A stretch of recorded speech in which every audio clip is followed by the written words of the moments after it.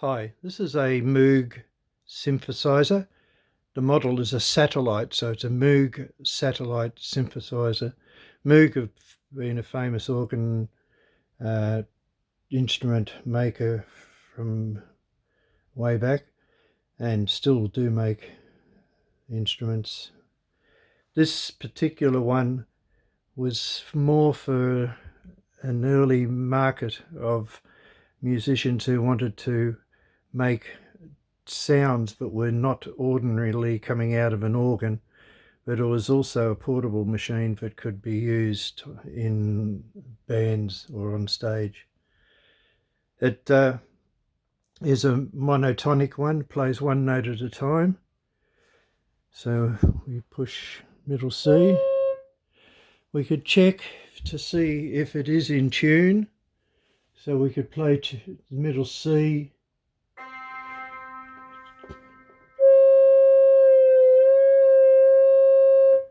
We can get it into tune.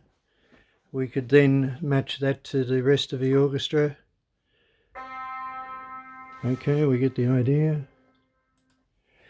And it has different tones to it, different voices as well.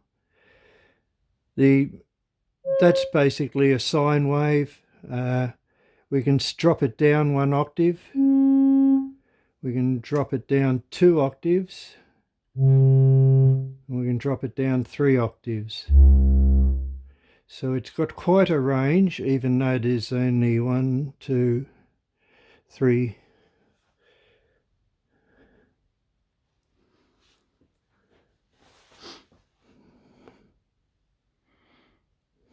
Octaves on the keyboard. So we got 1. Now it's got, as I said, different voices. The voices are on these switches on the front. So we can see that there's bass, reed and string. Sorry, brass, reed and string, as well as bell and lunar. So we'll just have a quick listen to those. We can put on a muted brass instrument. So this is the without the brass. With the brass, we could go to, there's reed, thin, hollow, full, bright. Now there's also strings instruments. So there's a bow stringed instrument, a plucked instrument, a struck instrument and a pick instrument. Now it also plays bells, so it's got sustain on it, and lunar sound, which is very adventurous for these days.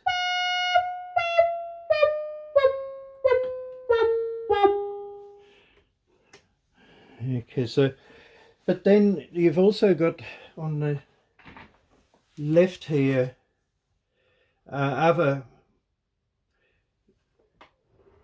keys, but it talks about modulation. We've already looked at octaves. So modulation, we can have a note. So instead of just playing the note, we can add some vibrato. We can change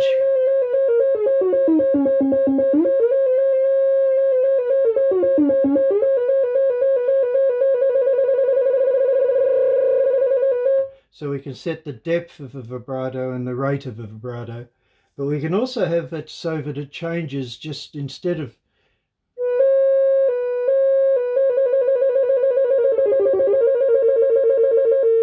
we can also make it go from one frequency to the other quickly. So that,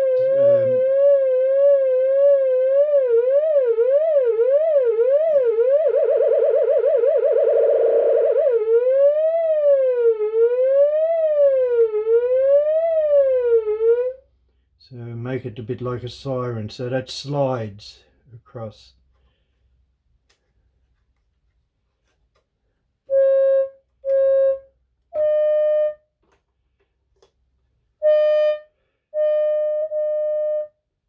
The other thing that controls on these are called filters. We can change the harmonics or the brightness of it. We can add different tones. We can also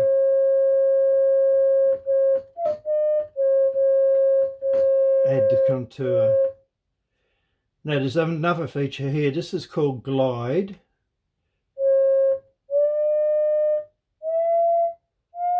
So we glide between the notes.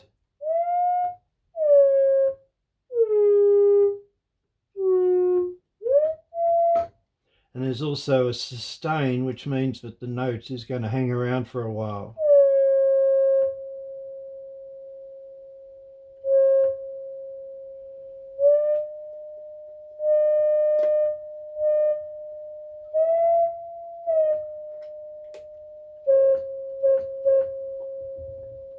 So there's some of the features. Now when I say it's monotonic, it can only play one note at a time. If I push this one down here, it doesn't work until I take my finger off this one. Now equally, if I put my finger on this one and push this one, if you push down many keys, it only plays one note.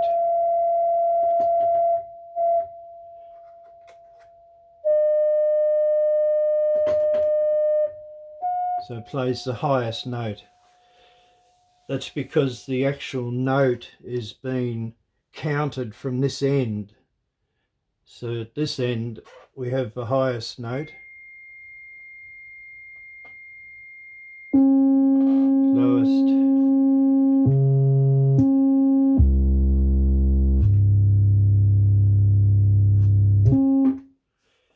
so that's the idea of the synthesizer, is that you can actually play it as an instrument that can lead, and it's actually been used in bands as a lead instrument from the 1970s.